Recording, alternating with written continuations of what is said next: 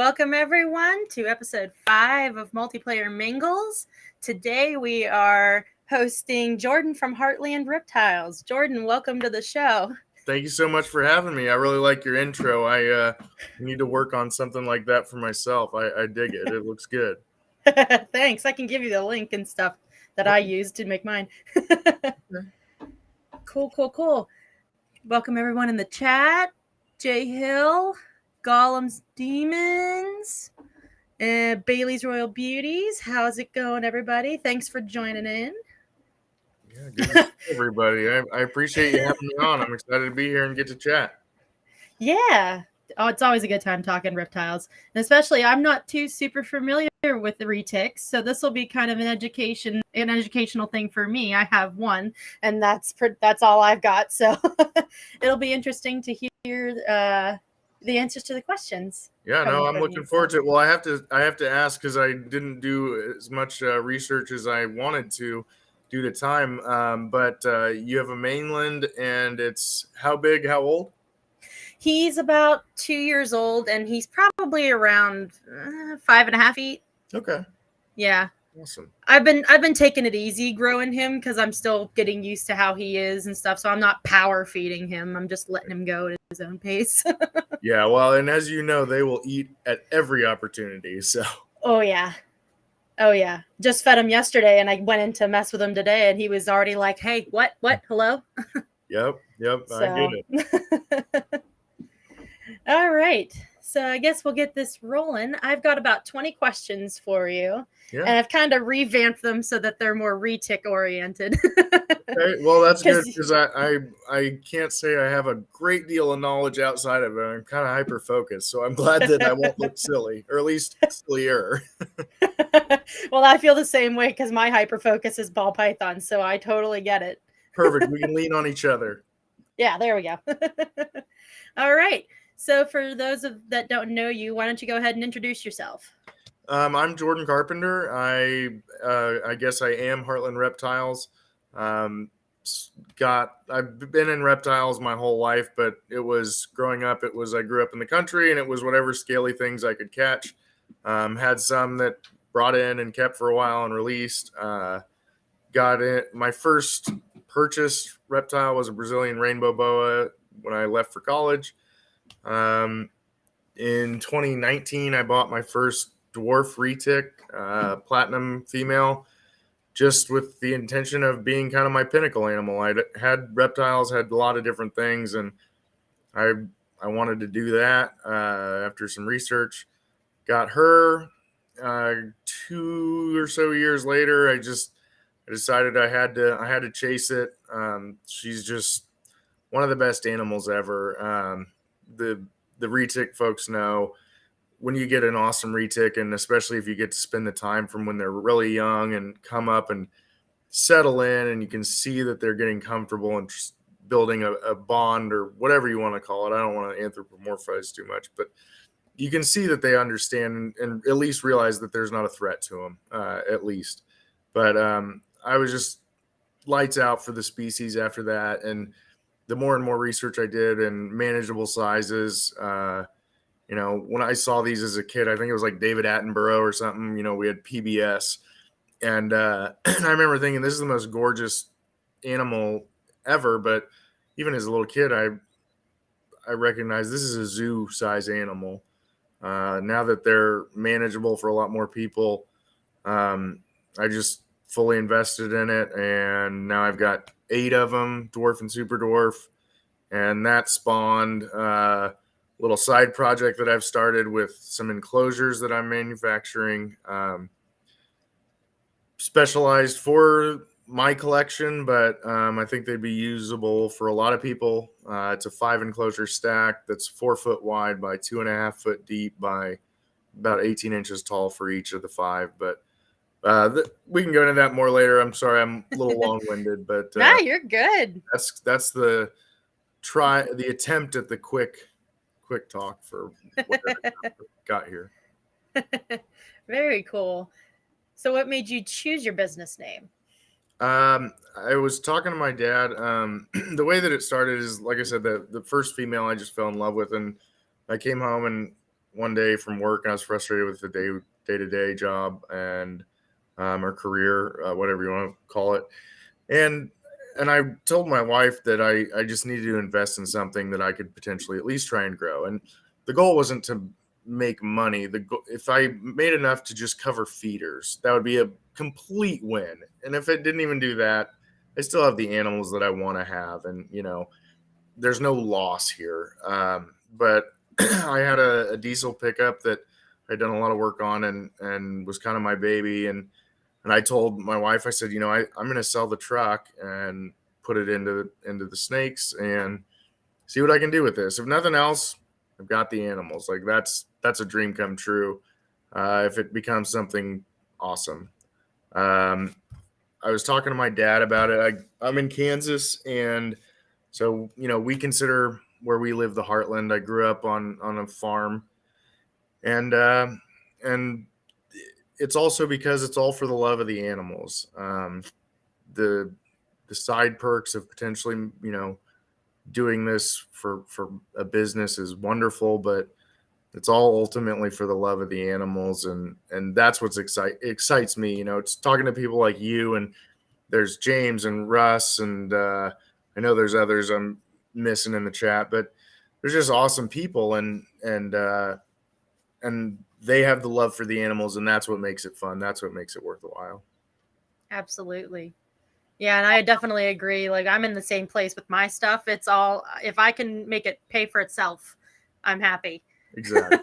Yeah, right. I mean, the love of the animals, and you're going to have it regardless because you love the animals. So if it pays for them, or feed for them, or whatever it might be, that's just icing on the cake. I mean, it's wonderful. Yeah, absolutely. So we touched on this, but you said you keep dwarf and super dwarf retics, correct? Correct. Yep. I've got kind of a hodgepodge mix of the two. I personally like, I'm going to say bigger, and what I mean by that is relative in regards to what most people are like. I think a lot of people want the smallest super dwarf you can get, and that's fine. I mean, I completely understand it because you can still get the personality in, say, I know people say 6 but say 7 or 8 foot, and a slender snake, which is incredibly manageable. I like a little bit bigger, like Mila, my platinum that gave me this first clutch this year. I would say she's about 9 feet. She's in an 8-foot enclosure. If she's fully stretched out, she is a little bit past each end or one end. So that's just a guess, but she's a perfect size for me. I mean, I'm not worried about her getting her out on my own or anything like that. She'll get a little bigger, of course, but I don't think she'll get much past, I don't know, 11, 12 feet. She hits 13. She'll be my biggest that potentially I should have, but I like them a little bit bigger just because, I don't know, they feel more substantial, and personal preference, I guess. A little more impressive. Yeah, I mean, I agree. And I'm hesitant to use the word impressive just because I think it can come off wrong. I know you get it, but yeah, some people take that as like, oh, well, this person just wants big snakes to have big snakes. Well, that's not it at all. That's what I prefer. And now that I'm comfortable with Mila and the others, that's just what I enjoy. It's nicer than having like because with me with ball pythons, it's something to hang on to, like it's not like one of the whippy little corn snakes, that's I love them, they're beautiful, but you have something to hang on to, and it's more entertaining to handle when they're bigger. So I definitely understand. Oh, of course. I have never, other than corn snakes I caught growing up, I've never had a corn snake for that reason. They're kind of squirrely. I think they're beautiful and they're awesome. They just don't suit what I enjoy most. Yep, I totally get you. So, how long have you been in the hobby? I got Mila. She was born April of 2019. So 4 years. With her, I've been chasing things scaly and otherwise since I was little. My best friend Austin and I chased, trapped, caught, live trapped, everything that we could. We were catching snakes, fish. We were seining the creek, just all sorts of stuff growing up. So I've been intrigued and interested my whole life, but 2019 is when I got my first retic. I've had a panther chameleon and some other stuff before that. Heartland Reptiles, officially started in 2021. Gotcha.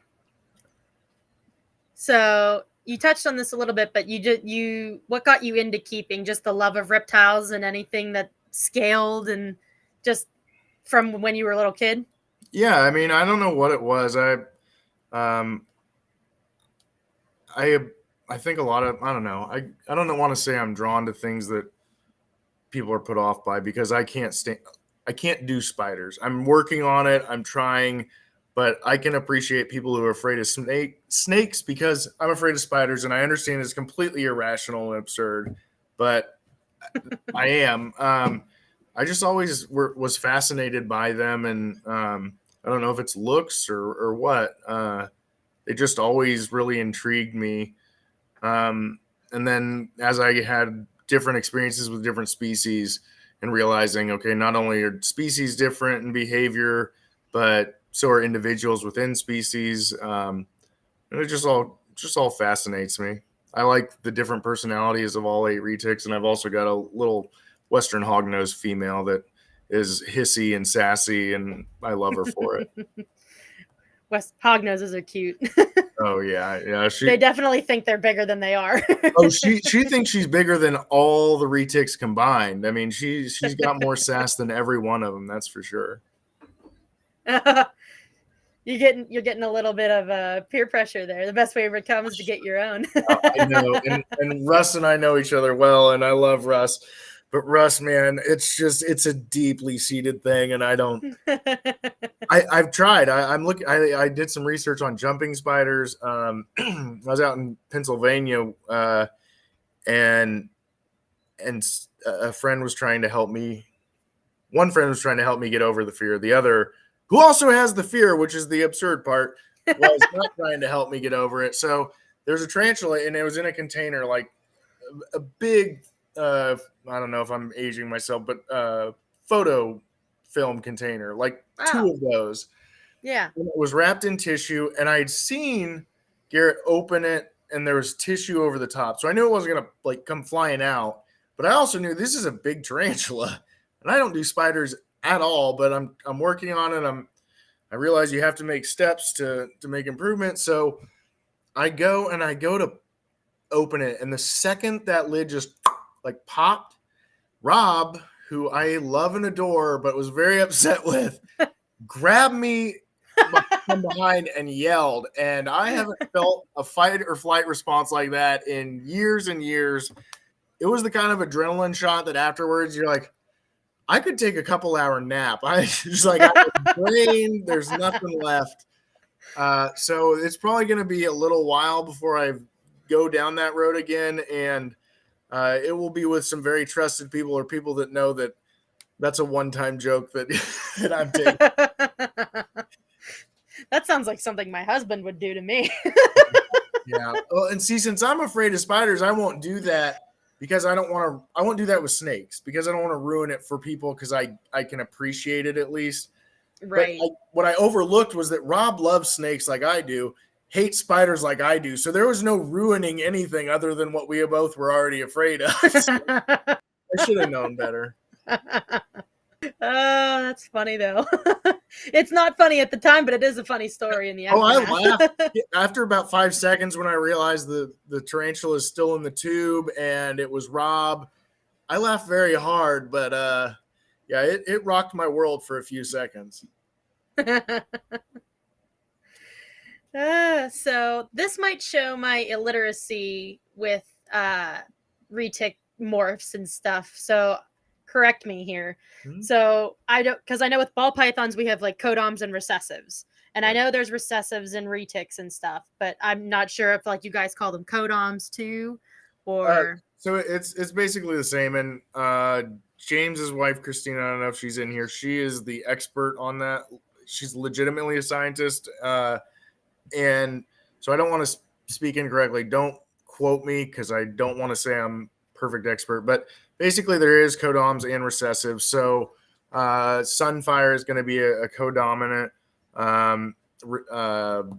let's see, Anery, albino are going to be recessive.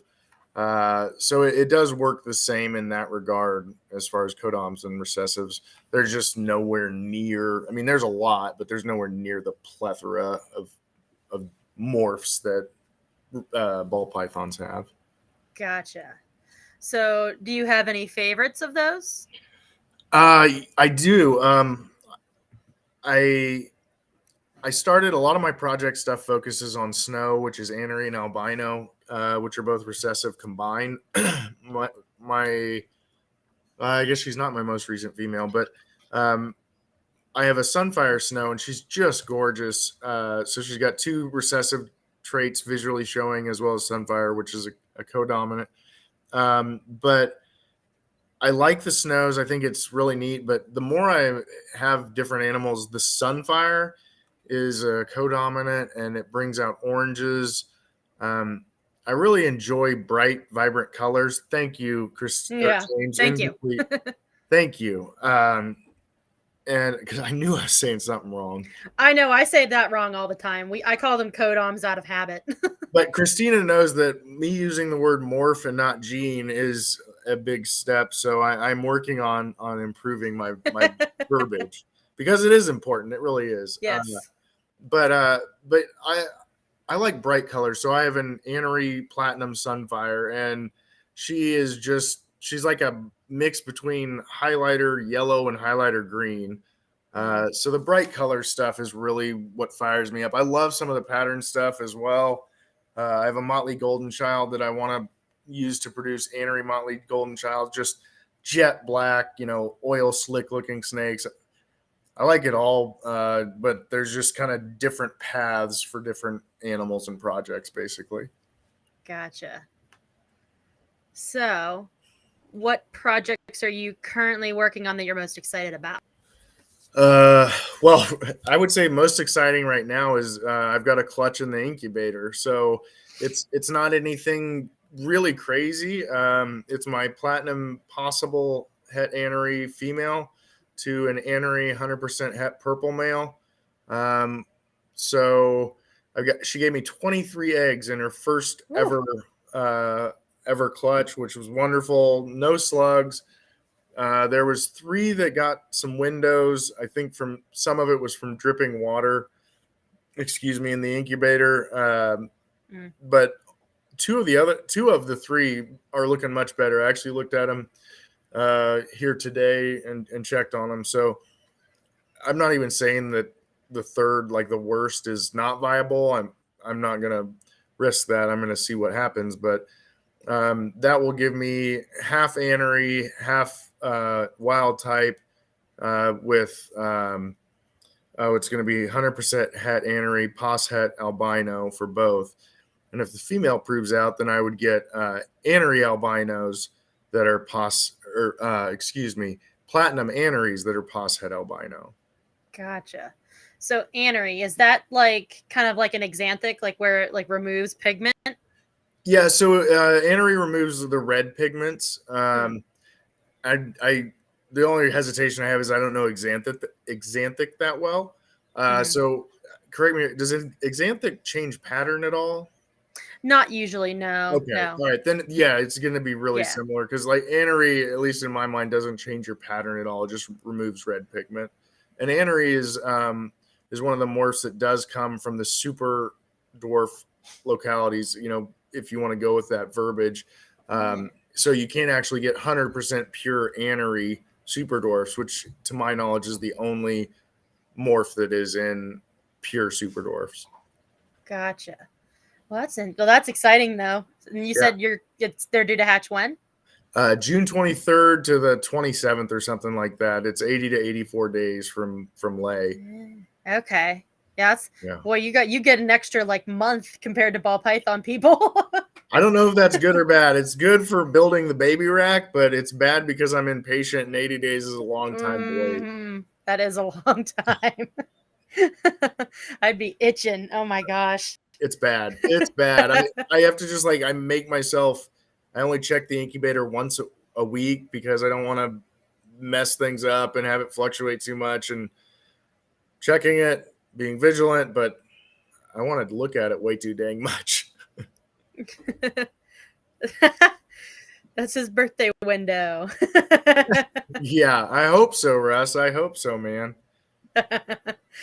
Birthday babies. Yeah. So do you get any help with your collection? No, at this point I don't. I do everything. I work full time as a quality manager, and I've got the 8 dwarf and super dwarf, and then the 1 hognose and a 2-year-old, a dog, and 2 cats. But my wife helps immensely with everything but the snakes, and that's the snakes are my thing and my passion. So I would prefer to do it all by all means. But no, at this point, I'm able to maintain. That's kind of why my social media has been slipping a little bit on posts lately, as I've been captivated and busy with the manufacturing and design of the enclosures. So I hope to step that back up, but no help at this. Well, I will be getting help, I think, in some videography stuff. One of my really good friends, Adler Romeo, Serpent Eclipse is his Instagram and handle. I think we're going to try and line something up to get some stuff done for social media that'll actually be well done versus Jordan on his iPhone. Well, that's exciting. So, like, you're wanting to start like a YouTube page then? I don't know if I'm going to go crazy with YouTube, like just because what you all do is wonderful, but if or when or until I can go full time, I don't know that I have the time to do it. Just like I said, with a 2-year-old and everything else going on. But I'm thinking I'll start doing some YouTube to really show the enclosures and what they're doing, and maybe here and there do some stuff as well. But I don't know that I have the time to really go after, like once a week postings or anything like that. Gotcha. So, what's the in retics? What's the most underrated morph in your opinion? Underrated. I immediately thought of all my favorites, which are not underrated. There, I would. I'm gonna get. I gotta give 2 answers. So underrated morph, as far as like versatility, just morph. Thinking of pairing to other morph, because that's what I do a lot. Motley comes to mind, just because Motley does wildly different things with other morphs. Motley by itself is good looking in my opinion. You get Golden Child Motley, and then you have a dark brown to black snake with almost no pattern, maybe some speckling on the back, and usually a really cool head stamp. Tiger Motley is really pretty. They all just interact very different with Motley, and it's wild if you look at Motley with different things, and I don't know, it seems like a wild card with different morphs. But the other path for that, I guess, well, I don't know.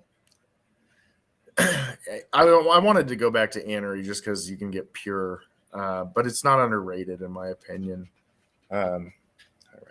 Sorry, my dog's checking me out, but it's all good. we'll go with Motley just because of the variability. The other one was really Tiger, and the reason I say Tiger is for those people that are really into locality retics. Tiger, there's some people really showing that Tiger with different localities, especially higher percentage where the locality influence on pattern is well shown, shows up very differently from, say, Madu to Kalatoa or Jampea or something like that. I think that's pretty neat and interesting. I have to go with those 2 mainly just because they change things differently with what they're with. And those are 2 morphs I have heard of. So I'm mildly familiar with at least those 2. Right. They are beautiful. I like Motley a lot. What I've seen, it is really pretty. Yeah, I have a lavender Motley and a Motley Golden Child, so I can appreciate. I'm obviously a fan. That's a dream snake for me as a Golden Child. I had to have one. It wasn't like it doesn't really line up with any of the others as far as tying in, maybe, but not that well. But I had to do it. And that's what kind of like percentage is that, like super dwarf wise? She is, I don't want to get it wrong, and I've gotten, not that I have all that many, but I've gotten to the point where the numbers jumble in my mind. Can't blame you. Let's see. She is 31.25% Kalatoa and 25% Jampea. So she's technically a dwarf because the two get you over with dwarf, but she's not a super dwarf. From smaller lines, but yeah, she's a really pretty girl. Her head stamp is awesome. I didn't realize that they had gotten like that many morphs into like the dwarf and super dwarf lines so far. I mean, like I watch Garrett Hartle's videos occasionally. Right. Like that's kind of how I got into retics to begin with, is watching him. Yeah. But so like the percentages, they do confuse me, but I do sort of get it. Well, the percentages can be really helpful, but it's also, if you've watched some of Garrett's, I'm sure you've heard him talk about, I don't want to say misleading because it's not accurate necessarily, but if you have a big female that you pair to 100% super dwarf male, chances are the babies are going to come out like the female from everything I've seen. So there's a lot more into it than just what percentage is this. Small snakes make small snakes. I struggle to say that, but it's a very accurate statement. You know, if you have parents that are established and grown, you know, say they're 8-10 years old, something like that, you can get a really, I think, pretty good idea of what you're looking at. And I believe that looking at the female especially will give you a good indicator of size. That's not to say there can't be an outlier. You know, we've all met the person that their parents are 5 feet tall and they're 7'6" or something, you know. But I think ultimately looking at the parents and the bloodline is the safest way to go. Gotcha. Makes sense. So how big do you think your golden child will get? I can tell you what was recommended, and actually all of my animals I purchased through Garrett Hartle and Reach Out Reptiles. Some of them were not produced by him. Andrew Acevedo produced a couple, actually the platinum that laid eggs, and another one. Jeremy Gore produced some of my others, but they're all from Reach Out Reptiles, so I have all their cards, and that's why I was going to say I can tell you the estimate for her is 11 to 13. So that's I think not too bad. I think 11 or 12 is probably realistic. You know, we'll see what happens. I don't feed light. I don't force feed by any means, but my snakes don't go wanting for food. I let them grow to what they should. Gotcha. So speaking of feeders, do you buy or produce your own? I buy. I really appreciate people that do produce their own, and I think it's a great way to be cost effective. I mean, if you can put in the initial investment, I think you can save a great deal of money. I would just frankly rather purchase because I'm going to get attached to some feeder. You know, I have no. I hunt. I don't do it so much anymore, but I'm not opposed to that.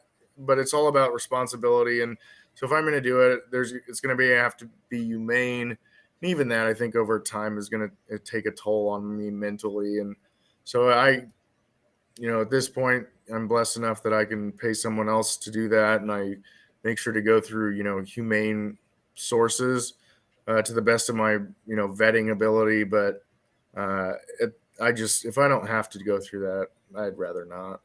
Yeah, I get you. So you feed frozen thawed then? Yep. All frozen thawed. That being said, if this clutch comes out and it has to, to get something eating, I have to provide live, I'm okay with it. When I was growing up, we didn't know about frozen thawed. My best friend had a ball python and live was the option. I mean, there wasn't the option of frozen thawed back then. So I grew up with that being the norm. I'd rather not do that. One, for the risk of the snake, a rodent, rabbit, whatever, can do a lot of damage to an animal. And frankly, I can't blame them. If I was in that situation, I'd be doing all the damage I could too. And what a horrible way to go, really. So if I Yeah. can avoid all of that and my snake still eats healthy, that's a win.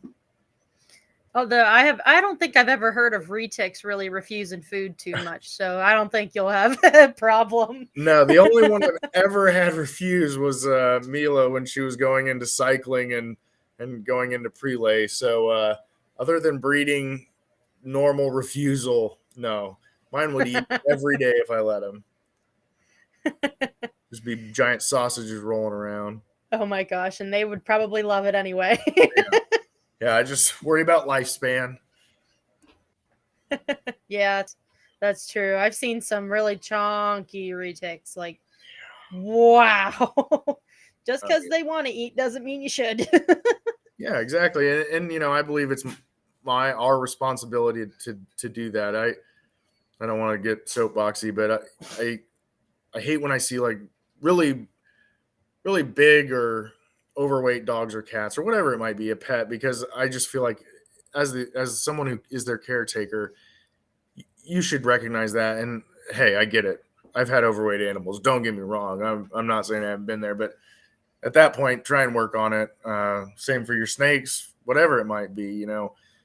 While it might make them happy in the moment, it's not doing them justice for what I believe could be a longer and happier life. So Yeah. that's my rant. I know, I definitely agree. Oh, hey Chris, welcome to the chat. Bosa's in the house.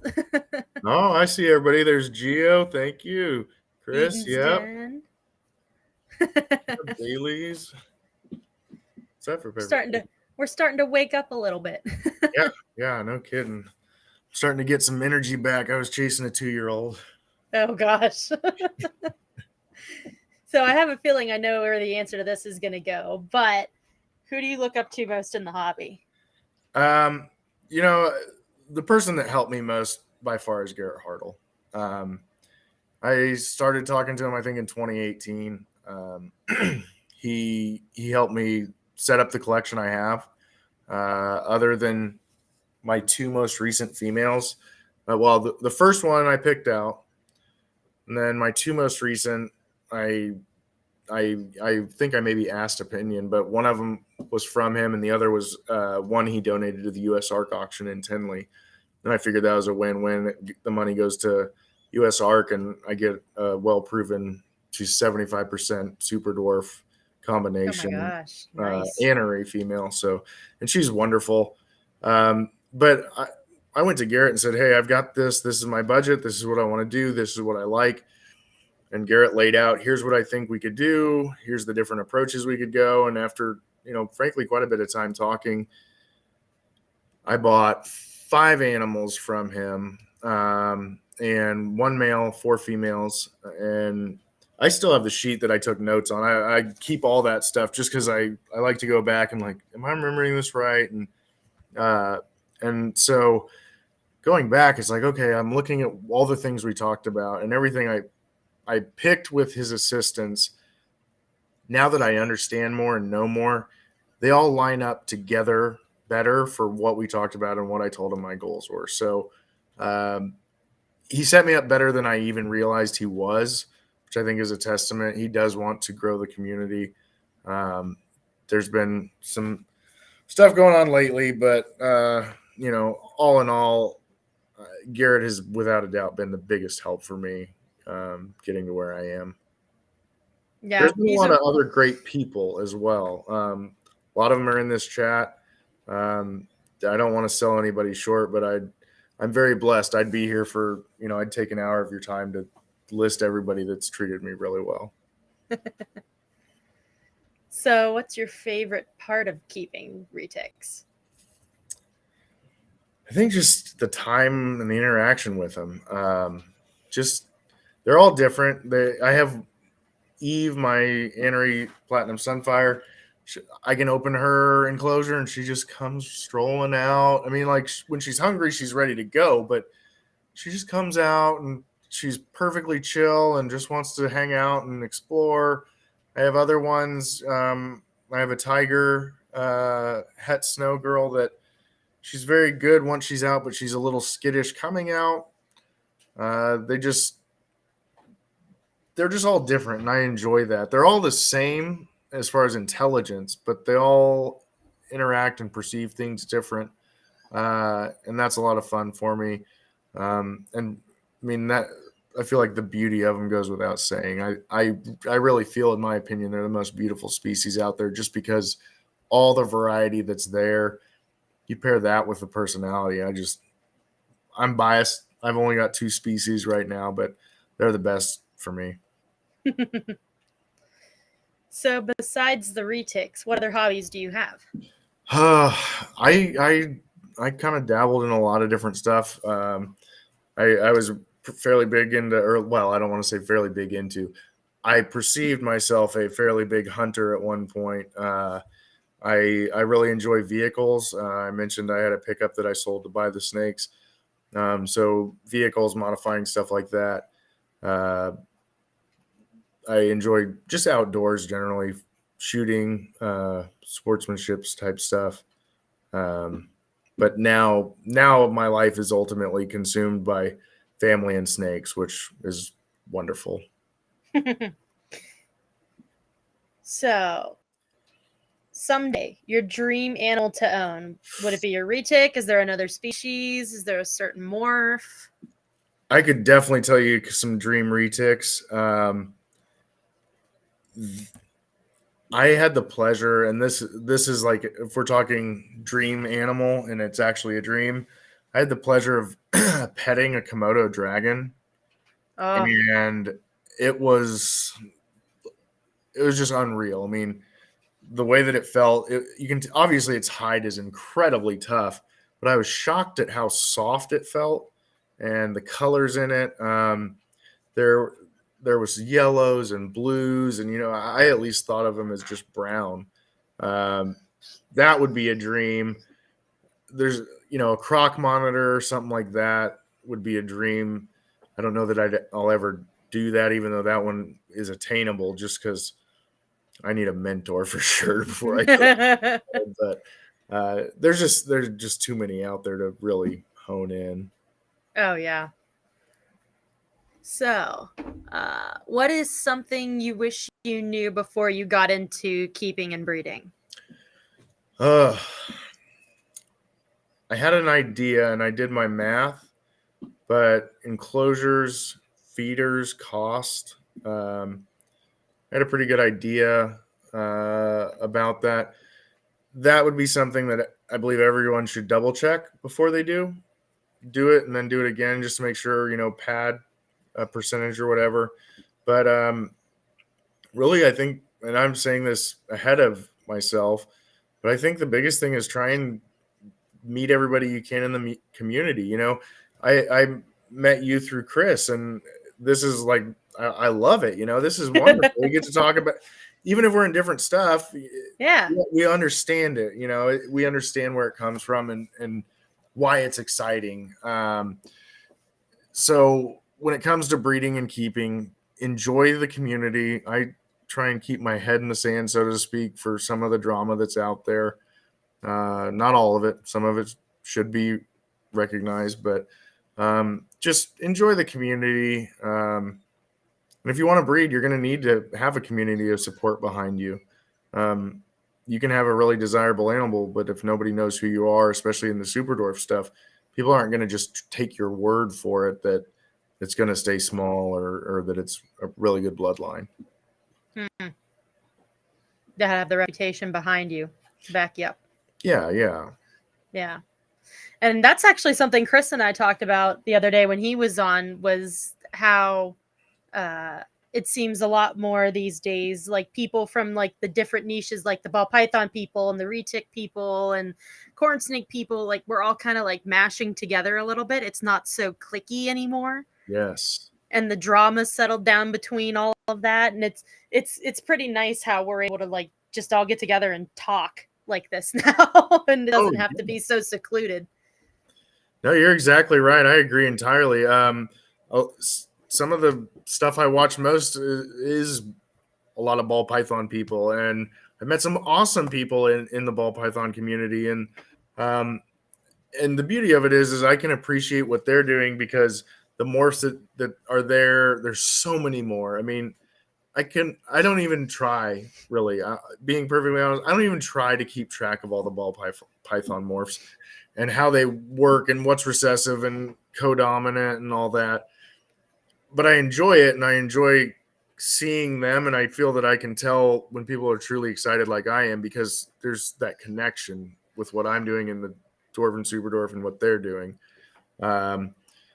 But yeah, I also think that for me, I'm breeding what I hope are going to be pets. If somebody wants to breed an animal that I breed, that's fine, as long as they're doing it, ethically and whatnot. But ultimately, I want my animals to be viewed as pets, even if they're breeders as well.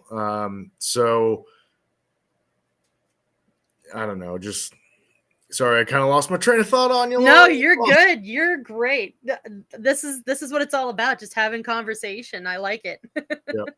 No, but I'm sorry. What I was saying is, I think a lot of, since I'm thinking about, pet animals versus people buying my animals to breed, is I think a lot of ball python people might be interested in it. And if I can show them, give them opportunity to experience my animals, okay, yes, it's drastically longer, but when I look at it next to a ball python and they're both coiled in my hand, this 8 or 9, well, we'll say 7-8 foot retic is really no bigger than a big 5-foot ball python as far as, mass.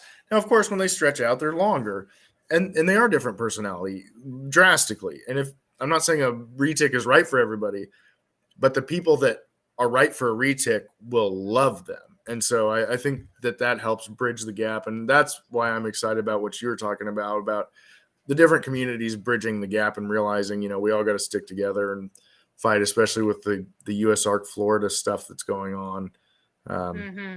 We all got to be on the same team. Absolutely. What's going on down there is absolutely awful. I really hope that we can figure out a way to nip this in the bud, or at least work with the FWC to rein some of this in, because this is going too far. Well, yeah, you're exactly right. And I'm really excited to see there's been some national coverage, and it seems like we have an opportunity as a community to come forward in a strong, respectful, of course, force and communicate this is why these things are not acceptable, and how the perception has been skewed, intentionally or otherwise. I don't think it's all intentional by any means. But, USARK, I'm sorry, I got to say it, USARK Florida will give you a free membership. Go to USARK Florida's website. You can have a free membership, and those numbers help our cause greatly. If you can throw a few bucks down for one of the memberships, even better. USARK National, USARK.org, I think it's $40 a year for a bronze membership. And they're not going to re-up you every year. They send you an email. Hey, your membership's going to expire. Would you like to redo this? This is something that these people are out there fighting for, what we love. And they're not trying to, in my opinion, they're not trying to scheme money out of you or anything like that. But it takes money to go through these legal processes. So if you have anything that you can throw at it, it's the best thing you can do for the community.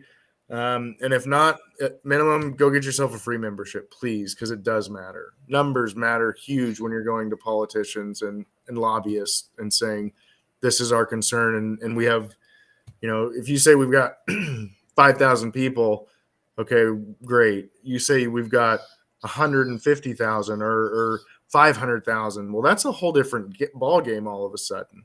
So every member counts. So. Yep. Absolutely.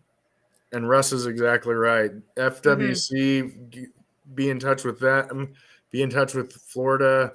USARK does a wonderful job on their website. They will keep you updated on everything. They have preformed letters. I think it helps you find the politician that is closest to you, and you can write others as well.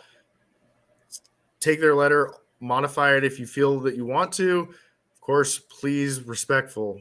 We have to be respectful. If we get aggressive, it's counterproductive in my opinion. But that kind of stuff goes a long way. You start hearing, oh well, so-and-so is getting inundated with calls and letters and this and that. Great. That means that people are actually caring, and it's hard to not notice something if you're just getting bombarded with positivity and concern. Yep. And absolutely, Eden, that's 100%. The army, because we have to fight for it. Sadly, we have to do it in a respectful way, but we do have to fight for it. Yes. No, you're exactly right. The fight has to be there. Just show your passion, but remain respectful. Because like any of us, somebody comes at you and starts just saying nonsense and aggression to you, well, you write them off. You're not going to listen to anything.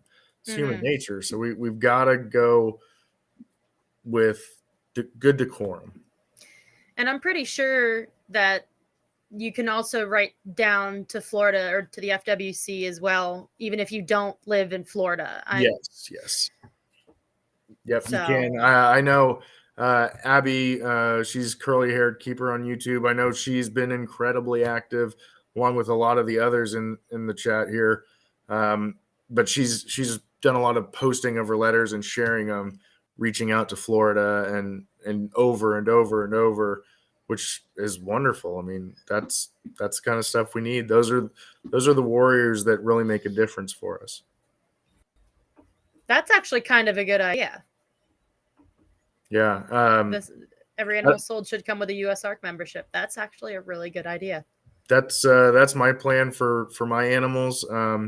Anybody that is going to get one of my animals, if they don't have a US ARC membership, I will buy them one. If they already have one, I will donate the same amount in their name and send them, a thing showing that amount was donated in their name in honor of their purchase to continue to support. I think especially those of us that do or want to sell, regardless of level, that's the least you can do. If anything's coming in, for lack of a better term, we need to tithe to US ARC because they protect us. Yep. And yes, I agree with that as well. And I think that Morph Market had something good going on when they were putting that badge on every seller's page whenever they would renew their Morph Market US ARC membership. And that, I mean, whatever kind of incentive people need, to help the cause. No, I agree entirely. I put up a post when I renew mine every year, and I hate doing that because I don't want it to come off wrong, but I know I need to do it because it's important and it shows like, hey, we're doing this. We all need to do it, and it just keeps it in front of people a little bit more. So sharing their posts, liking their posts, commenting. I hate technology, but play to the algorithm. That helps us. So let's play smart. I see it as a kind of reminder more than anything else. It reminds other people. Yeah, some people can say that, you don't have to post every time you renew your membership. Yeah, we do, because we're still fighting stuff like this. Yeah. Stuff going down in Florida. And if it can happen there, it can happen anywhere. Well, yeah. And we've seen that Florida's legislation and laws can be a breeding ground that just spread. Once something's established, it becomes a precedence for other places, and it's a lot easier for it to then hop the invisible border that is state lines or whatever it may be. So it is important to keep it in front of people. I was incredibly proud when I was able to get myself up to silver. It's not that much. Like I think it's 200 or 250 a year. But I was so proud about that. That was one of the times I was like, you know what? I am posting this because I am so dang excited. And I can't wait to do more because look at what we can do. I mean, I've got 8 wonderful, completely different, but all the same species animals. And I feel safe and confident in trying to grow a business to an extent around that because I do feel that we have competent people on our side trying to help us. The least we can do is try and help them in any way we can. I can't remember who said it, but one of my favorite things lately I heard is we should always question, is this action or is what we're posting going to make US ARC's life harder? Yep. And if it is, please don't. Just please don't. Now, some things, hey, it might be beneficial in a scientific or educational manner, but feeding videos, whatever it might be, something that's kind of more shock, you have to recognize the vast majority of views for that are, I'm saying you in general, not you, of course, Lauren, but, Yeah. but they're not our community. You know, our community, very few of them are going to be out there watching feeding video after feeding video because it's just part of the process. So we just got to be cognizant of what we're putting out and what the repercussion of that can be. Yep, absolutely. Woo! That was a good. I've been wanting to talk about that, but I don't have the oomph behind it because I don't have as much skin in the game as like you who have like the retics and stuff, like they're banning the larger constrictors and working their way down, but Florida's like, they're imposing that white list, and Right. a white list is bad. Oh yeah. Bad. And that could include pretty much everything. And it's not just the reptiles. It can go to birds, fish, types of rodents and small mammals.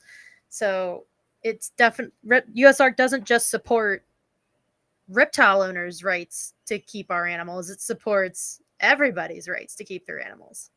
You're exactly right. And that's one thing that I try and remind myself because I'm not as good about thinking about it. But anybody that has quote exotic or even close to it, we need to tell them about it and help get them. You know, we get reptile, even if we had 100% of the reptile community, that would be wonderful.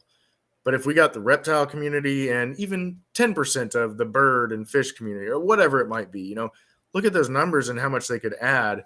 And again, it goes back to strength in numbers, and it all is all the same when it comes to the way our oversimplified system looks at exotics, in my opinion. Yep.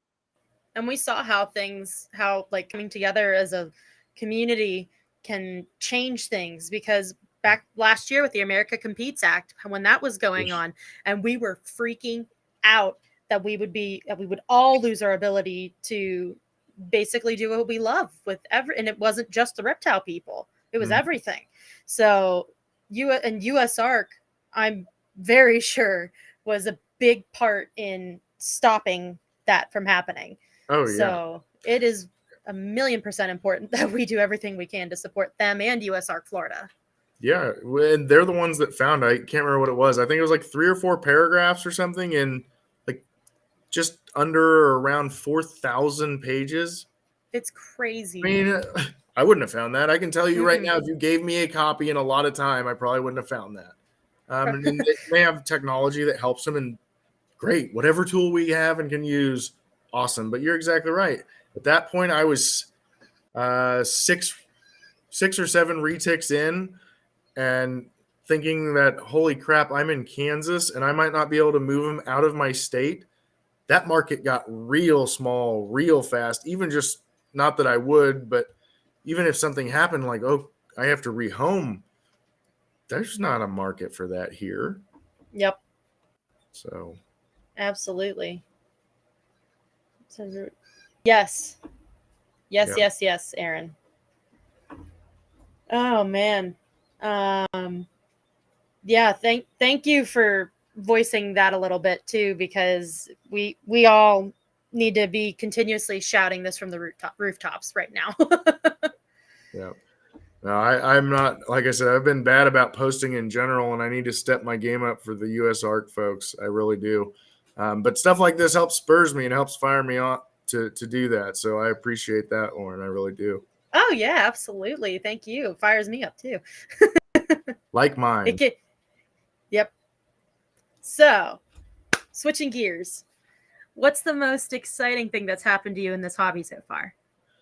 Oh, the first thing that comes to mind was being able to pet that Komodo dragon. That was just, it was a bucket list item I didn't think I'd ever be able to check off. I mean, there's zoos with zookeepers that can't interact with their Komodos, and my wife went with me. I got to go with my wife two other guys and myself went to a facility that was closing down, unfortunately. But she's actually the only legally privately owned Komodo dragon in the United States. Oh, And I wow. can't remember the manner in which she became the only legally privately owned. But she was at a facility that was nonprofit, I believe, and the facility was closing down. But the guy had worked with her for years and years. And the way that it worked is, she had this really, really long enclosure. One end opens up. Well, one end opened up that we went to, and she come right over, and he got the I say hose, but it just kind of sprinkled her a little bit, and that's how she knew, okay, this isn't feeding time. And we all got a chance to just pet her head, and my wife was there, and she loves all animals. I mean, I grew up in the country, and God bless her, my wife now has me taking bugs outside versus killing them. So, and I mean that is a good thing. Mm-hmm. But she was like, I don't know if I can do it, because on the way there, I was so excited, telling her stuff about him. She goes, I don't think I can do that. You told me about, potential bite and this and that. I was like, you need to get over there and do that right now. This is a once in a lifetime opportunity that will never, ever happen again. And just please do it. And she went over and she found it, and she managed to pet it. And I was really proud of her. I think I was more excited about her doing it than she was. But, that was definitely the craziest thing that I've ever been a part of. Welding for Garrett, welding together a shipping container enclosure for their 20-foot platinum retic. There should be something on that here coming soon. That was a lot of fun. It was 2 years in the making. Well, 1 year apart, but 2 different years. That's a pretty cool project to be a part of, and really cool. It's 10 foot by 23 foot long Oh, enclosure wow. inside their facility for the 20-foot platinum. So I was really excited to be able to help provide just an awesome enclosure for her. They're doing a lot with it. They're gonna build it out really, really well, and so all the credit goes to them. I was just happy to be able to do a little metal work for him and help. I hope someday I get the chance to go to his facility. Like someday I want to be able to get an animal from him, because he's only maybe a half an hour from me. Oh, really? Uh-huh. Well, And that's a dream. well, I happen to know that if you were to join his Patreon, you could go to Retic Fest, and it happens to be July 20th, I believe. It's that Saturday. I think it's the 20th, but something like that. And I met tons of wonderful people there last year. Russ, that's in here, I met there. I met a lot of really great people. So the people there were what made the event for me. Don't get me wrong, of course, the snakes are gorgeous, but there's a lot of great people you could meet. So you might want to look into that. It'd be worth it.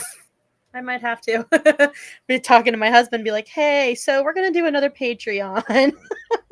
Well, there's I don't want to, steer you in a questionable manner, but there are low tier Patreon memberships, and you can hop on, and as long as you're a Patreon member, you're invited. So That's cool. it's it's as all inclusive as I think he can make it without making it open to everybody, so that you got to have a little bit of investment, just because otherwise, in my opinion, it'd be too big. It just grow too big. So. Oh yeah.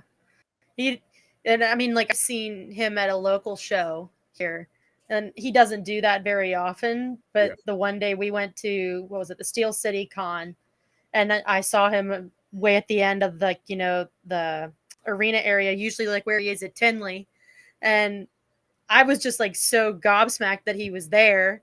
And my husband's like, well, go talk to him. I'm like, I can't. I don't know that much about retics. I will look like an idiot. No. He enjoys talking to anybody at any stage in their learning. I believe he loves the animals. So I know he would be more than happy and to have you come say hi. I think he would be disappointed if he knew you didn't. So I'll definitely have to look into joining his Patreon then. That would be pretty cool. Yep, I see you, Gio. I don't believe I can fund going to Trap Fest this year. I would like to go to see everybody, but with the new enclosures, I'm trying to find a way to get to Arlington and Tinley, but they're both booked, which makes it very difficult to set, especially since I'm trying to bring enclosures, which don't really fit on a table. So that's what I'm really trying to figure out. I don't know if I'll be able to or not. Let's see. So, what's something you've seen change for better or for worse in the hobby since you've started? I'm going to say for better, the number of people, as it continues to grow, like any community, there's going to be people that are crummy and grumpy. But the community is awesome. Like I said, I wanted to get into this because I love the animals, and that's still why I'm in it. That's why I'll always be in it. But I got my first retic, and I'd never seen. Oh, that's not true. I've never held a retic prior to buying my first. And I got her, and then it was like, well, I'm all in, and I got 5 more, and I was just in love. But then I started like meeting people that shared the same passion. It was like, oh, now I can actually talk to people that get it and understand. And the community, I've seen it get a lot better and a lot stronger. Maybe I've just been really lucky with who I've been able to meet. But I've also tried to pay attention to who people support. Chris supported you, and that's how we got together, right? And I've had an awesome time talking with you, and I want to stay in touch. So, like, I love that. I love seeing the community grow and seeing new things. You said episode 5 today, right? Yep. Yeah. So, and I saw you had a lot more YouTube stuff before that, but that's awesome. I love it. I love seeing it grow in that regard, and just seeing people that truly love their animals, whatever species it is, or if it's plants, whatever it is. I love that stuff. So I watch some channels that only do vivariums, and there's nothing in it living other than plants. But I just appreciate other people's passion in the same field. Yep. I definitely agree there. So what motivates you in the hobby? I think just the idea of potential outcome with the animals, that's really exciting to me. And the people motivate me. My friends that are here and not here motivates me because they're excited about it. And like my enclosures, I designed and had them manufactured for me. There was no risk to me because I was going to use them. I knew I was going to keep my animals in them. So having the money invested to design and manufacture them, no big deal. Well, not that it's not a big deal. No risk, because I had 2 made initially, and one to move animals out of tubs, get them all out of tubs, one to take to shows. Great. If I go through and don't ever sell it, not a problem. I fully intend to have 5 more animals that are going to need enclosures anyways. And so that was really cool. But what was exciting was all the support I got. All the support people helping me share and spread the word on them. I haven't sold a single one. I had it. I literally got one. I got the first one home last night. So Cool. It's really fresh. There's a lot more ideas for accessory type stuff to go with it, substrate barriers and all sorts of stuff that James was in here. He and his wife actually helped me come up with some ideas. That, again, back to the community, you find great people and great things happen. So the people that I've found are just, they become family. Yeah. Yeah. The people definitely make or break this hobby for you. I've met some pretty awesome people just posting on Instagram, and people will reach out, and if you have a question, they're there to answer and help you out. And the Instagram community has been definitely a game changer for me. So yeah, I definitely agree with that. I'm with you. Instagram has really helped me. I met tons of people through it. James and Christina, we first met through Instagram, and then we met in person at Retic Fest, and I legitimately consider those two brother and sister. So, my brother and sister. But I chuckle at that because they're married, and so it's. But no, that's what it's all about. You know, the good people we meet along the way, and just, in my opinion, ignore the nonsense to the degree you can. Yeah. So we have made to the final question. All right. So if you had any advice for new keepers, what would it be? I would say, follow what you really enjoy. I've had a lot of different stuff. I've had ball python. I've had a panther chameleon. I've had a Chinese water dragon, corn snakes that I caught, black rat snakes that were wild caught growing up. And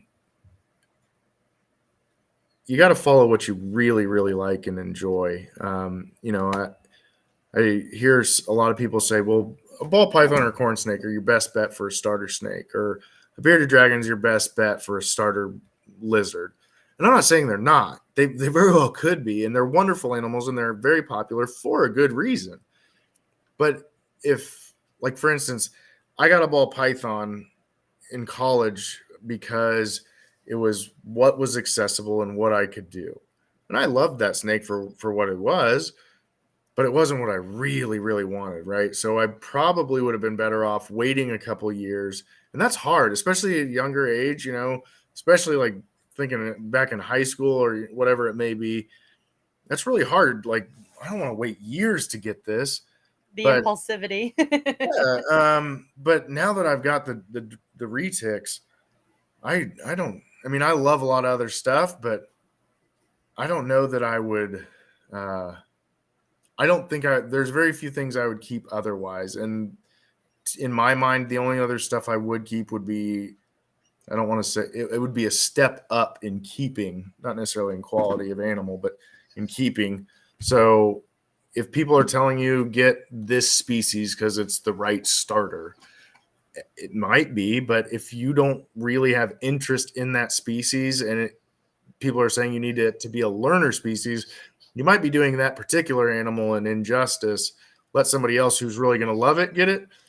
Take your time, do your research, save up if it requires a little bit more funding.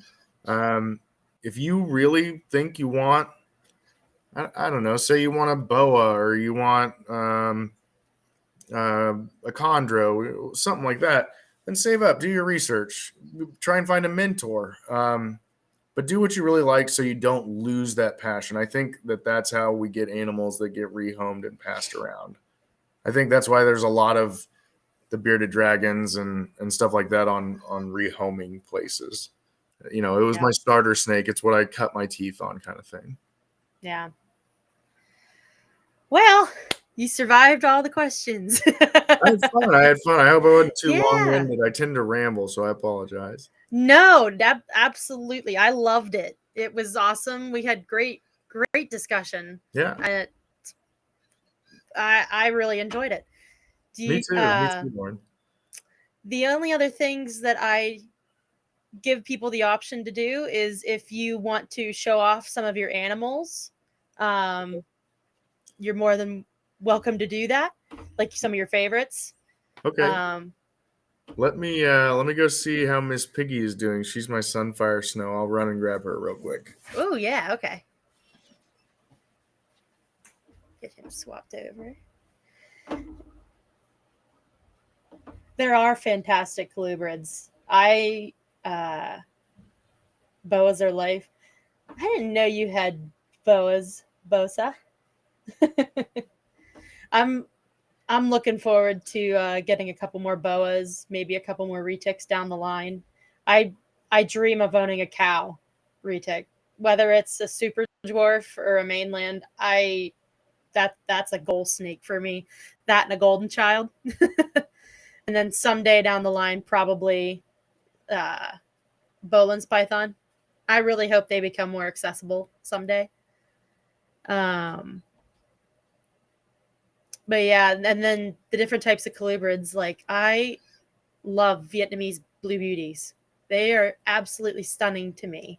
And I've seen some really beautiful different species of rat snakes recently, with Morph Market posting a lot of different species and highlighting stuff. Um, I have started to fall in love more and more with different species of rat snakes, and I if I had the space, I would definitely have Vietnamese blue beauties. You have one? Oh man, I'm gonna have to do some digging. And do you have it posted on your Instagram? Because I would love to see it. Oh wow. All right, let's see. I did an update. This is Miss Piggy. Sorry, I'm on my computer, so I don't know how good the camera shows up. Oh, you're good. But Miss Piggy is 3 years old. She's a Sunfire Snow, 43% Kalatoa, and either 43 or 37% Kalatoa, and 25% Jampea. And her name is Miss Piggy because Oh my goodness, her tail is so cute. before I got her, oh come here. She, as you can see, she's a quite well mannered animal. Her tail got caught in a tub, and it Oh kinked. no. And so they endearingly named her Miss Piggy. Doesn't bother her at all. She's not tail sensitive or anything, or tail shy rather. She sheds just fine, and I kind of thought it was cute. And so of course I couldn't change her name, but that's Piggy. Oh my gosh, she's beautiful. Very curious girl. They all, I mean, as you know, they're all trying to explore and see what's going on. And right now, I don't know, I'm 2.5 feet away from the laptop, and she's still almost there. Yeah. So there's she's beautiful. Wow. And you said what was her morph again? She is a Sunfire Snow. So she's got Sunfire Sunfire Snow. and Anery and Albino. She's beautiful. She's a sweetheart. She really is a good girl. She's probably one of the most relaxed. They're all good. With supervision, I would let any of them interact with almost anybody, but she's one that you can kind of rest assured she's just gonna chill, explore, and see what's going on. I love their faces. Oh yeah, Their faces are so sick. unbeatable. I don't know if I'll try and get it. She's got almost like a blue silver eye. I was about to ask if she had blue eyes. Hold on, baby. You okay? There we go. Kind of. Wow. Yeah. But I mean, as you can see, she's not even really like head shy or anything. I got her when she was a year old, and so they obviously worked with her beforehand. But she's just been a great animal. She's got a little bit of stuck shed. I don't know if you guys saw that, but she shed out, I think, last night. So she'll be getting a soak. I need to feed them all tonight. I didn't feed last night because I wanted to make sure I could get somebody out if we wanted to tonight. So. Oh yeah. Yeah, she's beautiful. You can't even see it, like, but she's, oh my gosh, you can't see the stuck shed on her at all. She's beautiful. Those purples on her are stunning. Well, thank you. She's awesome, and so I hope she should be of size and age to potentially breed next year and see what we can get out of little Miss Piggy. What do you think you're going to put to her? Well, right now I only have one male as an option, but I'm looking at other stuff. I would really love to get some orange glow if I could. I can't really find it in the percentages I wanted, so I'm not sure. I may stick with the male I have. I may hold off, find a male, and just wait, see how things go. I don't want to just produce to produce. So, oh, you stinker! She's getting in the chair. Oh We're good. no. But I'm not really sure yet. It's going to depend on what's available and stuff like that. But even with what she is in the mail I have, I think I can't remember. There's like, almost 16 combinations that I could get. So, Oh wow. but You can't beat that either. no. The variety. The only problem is, since I'm fairly new, I'd be worried I'd mislabel something, or what I'd probably end up doing is trying to be overcautious and underlabel stuff, which there's no real harm in that, but we'll just see how it goes. I'm not in any rush to.